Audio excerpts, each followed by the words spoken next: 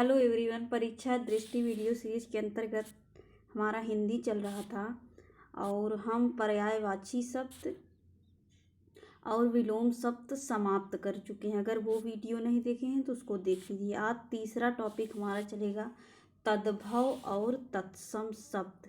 पहले हम ये समझें कि तद्भव तत्सम शब्द होते क्या हैं। तो तत्सम का क्या, तत्सम अगर हम संधि विच्छेद करेंगे तो क्या होगा, तद धन सम मतलब उसके समान। उसके समान मतलब संस्कृत के समान, अर्थात जो शब्द संस्कृत भाषा से हिंदी में आए और ज्यों का त्यों हम उपयोग कर रहे हैं, उसका प्रयोग कर रहे हैं, तो वो तत्सम है। मतलब उसको हम किसी रूप में परिवर्तन नहीं किए, संस्कृत के समान हैं, तो उसे हम तत्सम कहते हैं। जैसे अग्नि, अन्न, स्वप्न। अग्नि का हम क्या कहते हैं, अग्नि कहते हैं नहीं ने, आग कहते हैं। हम जो डेली लाइफ में यूज करते हैं वो सब तद्भव है, और जो हम डेली लाइफ में नहीं यूज करते वो सब तत्सम है। इतना माइंड में रखिए।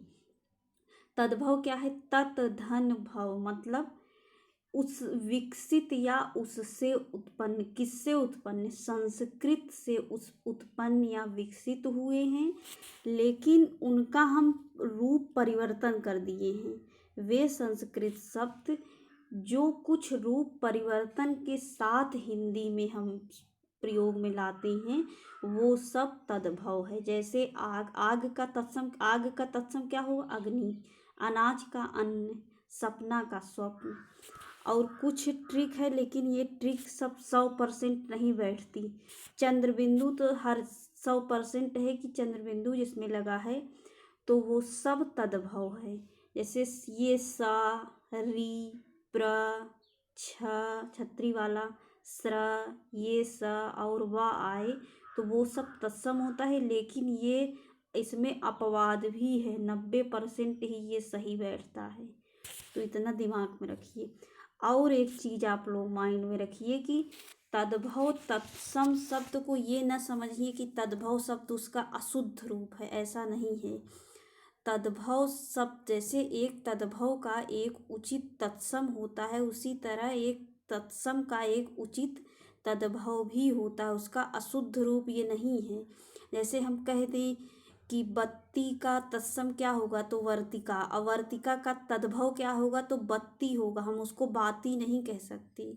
तो इसको ध्यान में रखिए कि अशुद्ध रूप तद्भव तत्सम नहीं है। इसका एक उचित, एक तत्सम का उचित तद्भव होता है और एक तद्भव का उचित तत्सम होता है।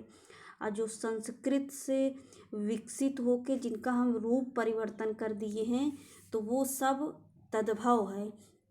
और एक चीज़ हमने अभी तक जो समझा कि जैसे किसी चीज़ का पर्यायवाची हमेशा तत्सम ही ज़्यादातर होता है। जैसे हमने कहा फूल, तो फूल तो तद्भव है, बट इसका हम प्रसून कहें तो ये तत्सम है।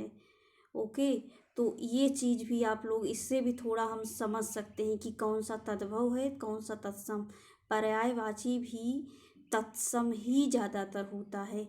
और जैसे संस्कृत से पाली बनी, पाली से प्राकृत बनी, प्राकृत से अपभ्रंश, अपभ्रंश से हिंदी, तो ये कोई डायरेक्ट तो संबंध नहीं है, लेकिन संस्कृत का हिंदी से परोक्ष रूप से तो संबंध है ही।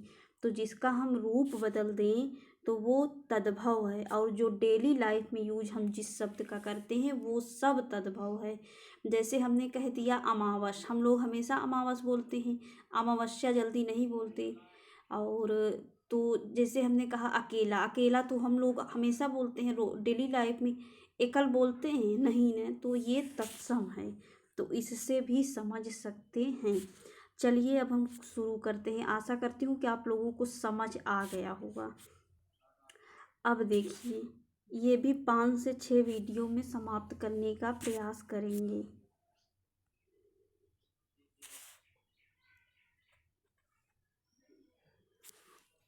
अमावस का अमावस्या, सिर्फ देखते चलिए कैसे क्या बना। अछोह का अछोप, देखिए ये वाला छा आ जाए तो तत्सम होता है, तो यहाँ फिट बैठ गया। अखाड़ा का अछवाट, अकेला का एकल, अषाढ़ का आस, देखिए ये वाला सा आया। अगम का अगम में, अर्पण का अर्पण का अर्पण, अपठ अपढ़ का अपट्ठा देखिए आ गया। अखवाड़ा का अग्रवाट। अकथ का अकथ्य। अखरोट का अछूट। अगहन का अग्रहण। अजान का अज्ञान। अड्डा का अट्टा। अम्मा का अम्ब। अचूक का अमूक।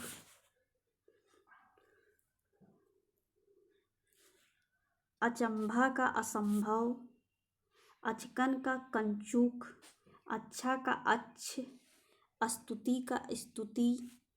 अछल का अच्छल। अचानक का अज्ञानात। आज का अत्य। अछेत का अच्छेद। अधर्म का अधर्म। अमीय का अमृत।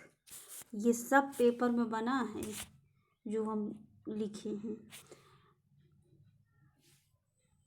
अमीय का अमृत। अजवाइन का यवनिका। अमीत का अमीय।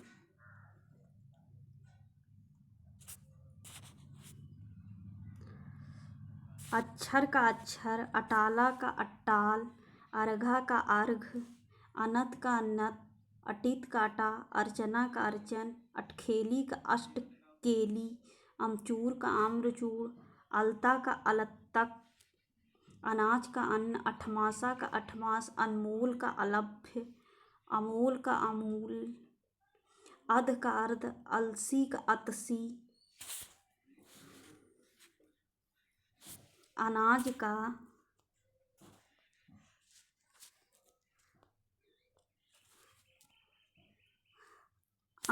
का अन्न।